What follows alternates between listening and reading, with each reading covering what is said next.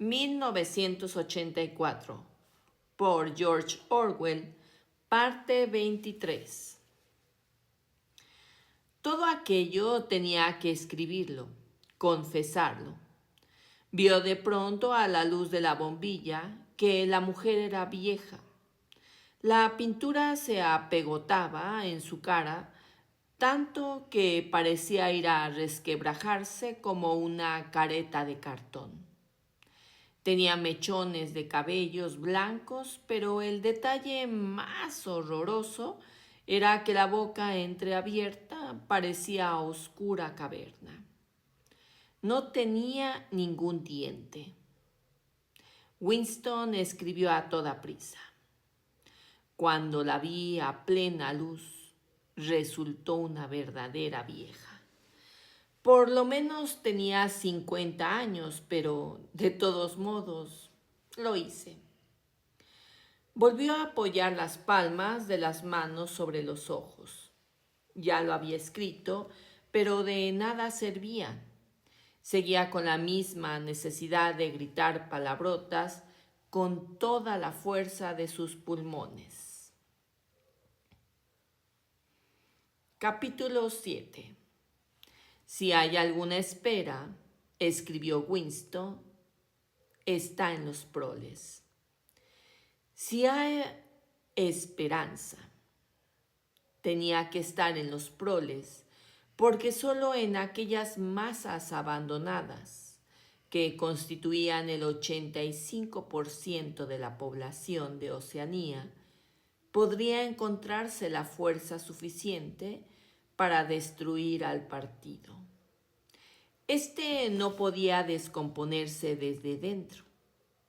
Sus enemigos, si los tenía en su interior, no podían de ningún modo unirse, ni siquiera identificarse mutuamente.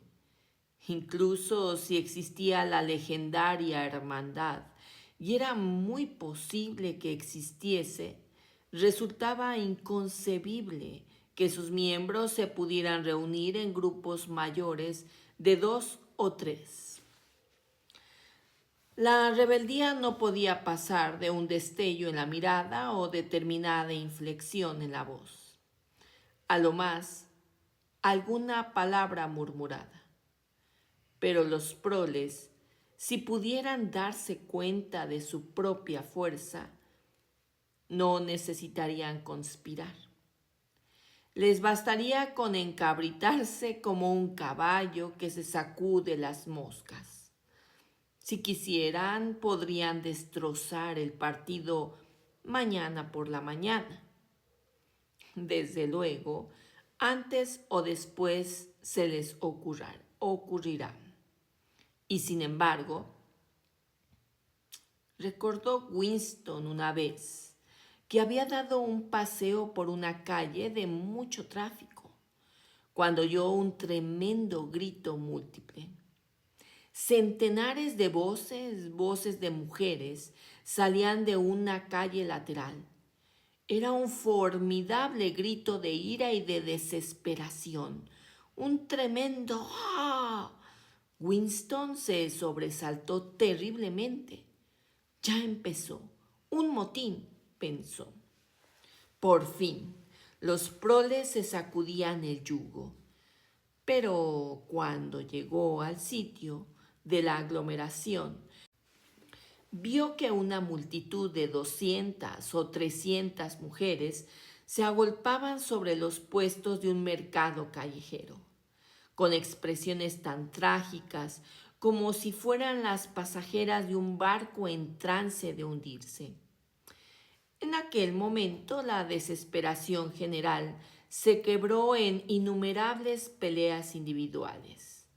Por lo visto, en uno de los puestos había estado vendiendo sartenes de lata.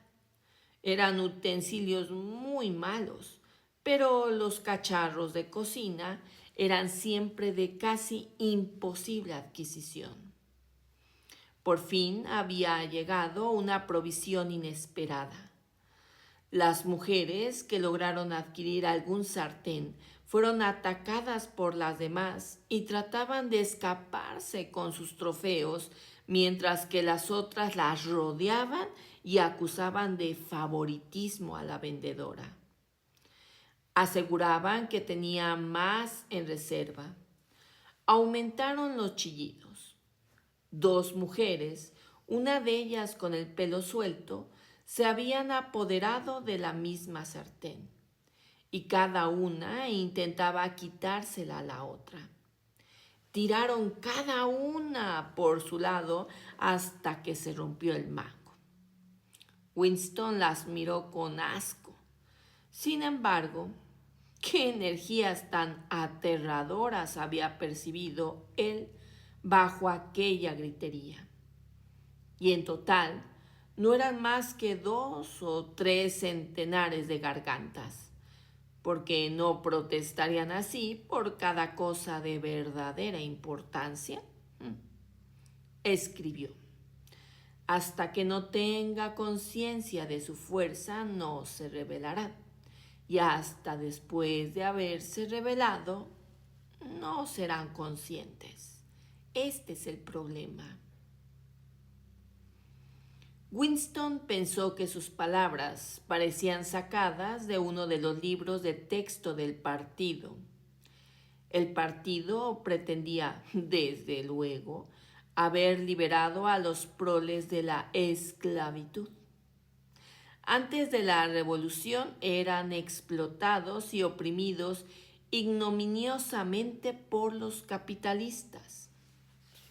Pasaban hambre. Las mujeres tenían que trabajar a la viva fuerza en las minas de carbón. Por supuesto, las mujeres seguían trabajando en las minas de carbón. Los niños eran vendidos en las fábricas a la edad de 6 años. Pero simultáneamente, fiel a los principios del doble pensar, el partido enseñaba que los proles eran inferiores por naturaleza y debían ser mantenidos bien sujetos, como animales, mediante la aplicación de unas cuantas reglas muy sencillas. En realidad, se sabía muy poco de los proles, y no era necesario saber mucho de ellos. Mientras continuaran trabajando y teniendo hijos, sus demás actividades carecían de importancia, dejándoles en libertad como ganado suelto en la pampa de la Argentina. Tenían un estilo de vida que parecía serles natural. Se regía por normas ancestrales. Nacían, crecían en el arroyo, empezaban a trabajar a los 12 años. Pasaban por un breve periodo de belleza y deseo sexual. Se casaban a los 20 años, empezaban a envejecer a los 30 y se morían casi todos ellos a aquello de los 60 años. El duro trabajo físico, el cuidado del hogar y de los hijos, las mezquinas peleas entre vecinos, el cine, el fútbol, la cerveza y sobre todo el juego llenaban el horizonte mental. No era difícil mantenerlos a raya. Unos cuantos agentes de la policía del pensamiento circulaban entre ellos, esparciendo rumores falsos y eliminando a los pocos considerados capaces de convertirse en peligrosos.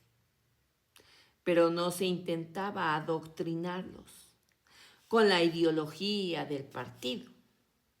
No era deseable que los proles tuvieran sentimientos políticos intensos. Todo lo que se les pedía era un patriotismo primitivo, al que se recurría en casos de necesidad para que trabajaran horas extraordinarias o aceptaran raciones más pequeñas. E incluso cuando cundía entre ellos el descontento, como ocurría a veces, era un descontento que no servía para nada, porque para carecer de ideas generales, concentraban su instinto de rebeldía en quejas